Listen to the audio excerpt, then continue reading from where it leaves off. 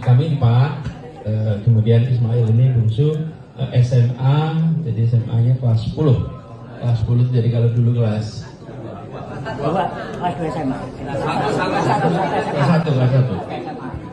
Kelas 1 SMA dan ini menuju ujung ke kelas 2. Itu aja itu sekedar lapor bahwa Mas Anies dulu padahal kata Mas Sahrir dulu didorong di kereta masih bayi.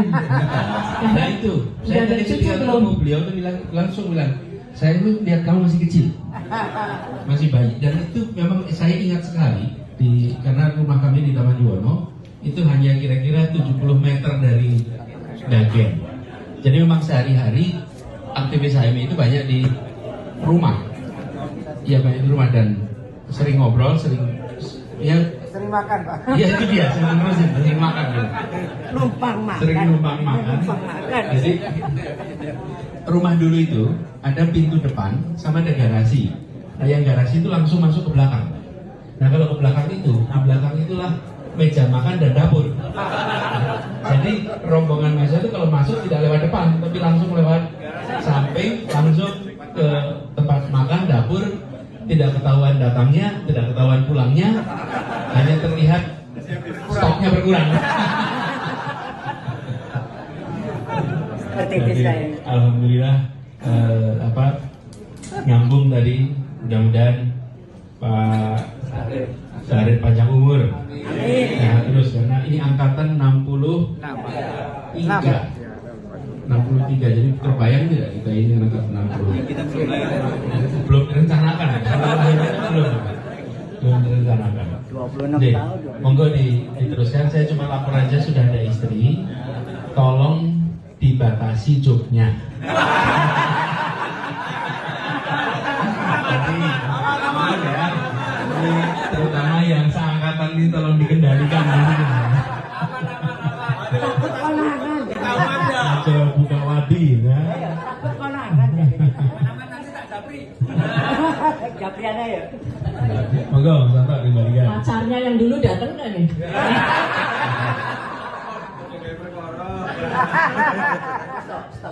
Stop. Angkatan 89 itu jadi saksi soal Mas Anies. Termasuk dulu juga sudah tahu Mbak Ferry, gitu ya. Sehingga insya Allah aman Mas Anies.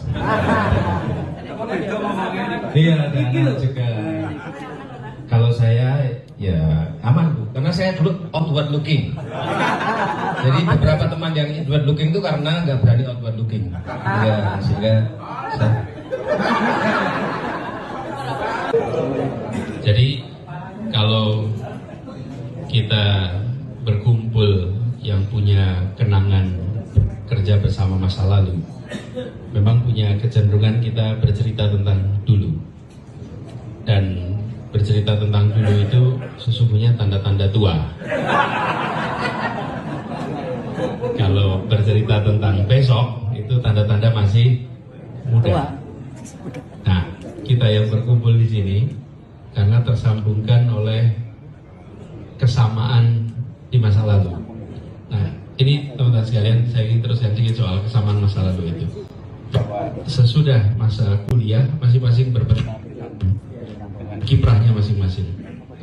Tapi yang membedakan mereka yang pernah bergerak di dalam sebuah organisasi HMI, pernah punya cita-cita, pernah punya idealisme, dan itu selama bertahun-tahun dirawat, digembleng, diuji, apalagi yang eranya 85 ke atas.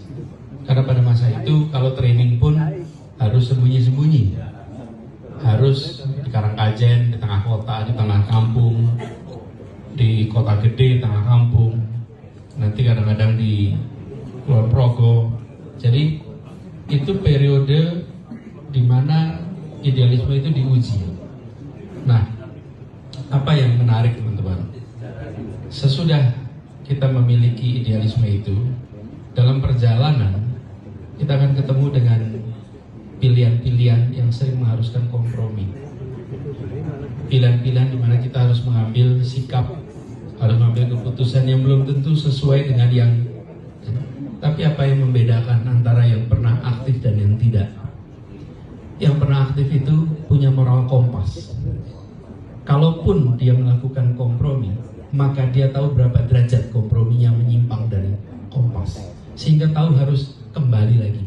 Karena kita tahu di dalam perjalanan nggak mungkin semuanya seperti idealnya, pasti ada nyimpang. Tapi ketika bergeser, dia tahu berapa jauh itu geser.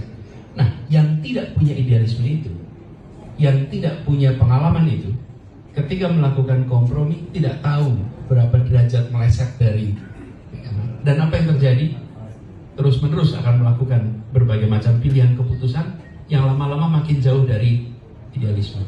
Ini yang kemudian bisa membedakan antara dalam perjalanan setelah 10 tahun, 15 tahun, 20 tahun, mana yang sering berhadapan dengan situasi sulit mengambil keputusan pragmatik, dan mana yang dalam situasi sulit mengambil keputusan oportunistik. Pragmatik dan oportunistik itu bedanya apa?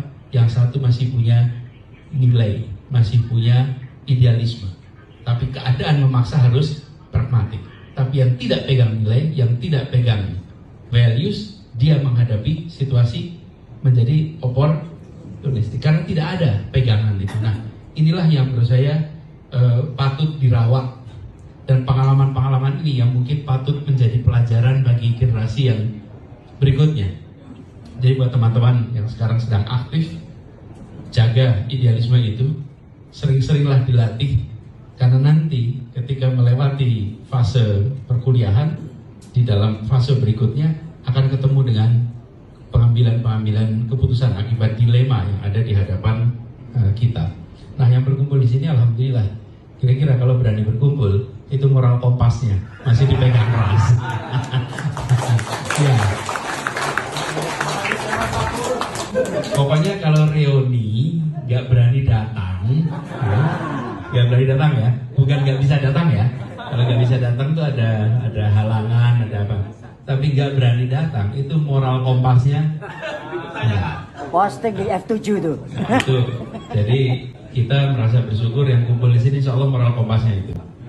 Lalu yang kedua, walaupun sekarang bersyukur dan ikhlas dulu.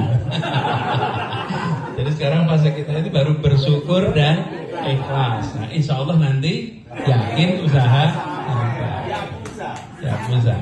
Nah, tapi ini sebagai sebuah perjuangan politik, kita menyadari persis betapa yang disebut sebagai ideologi di dalam politik itu dibutuhkan sekali, dan dalam policy juga begitu.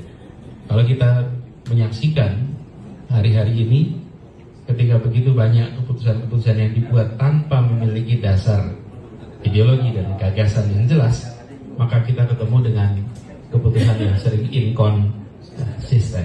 Dan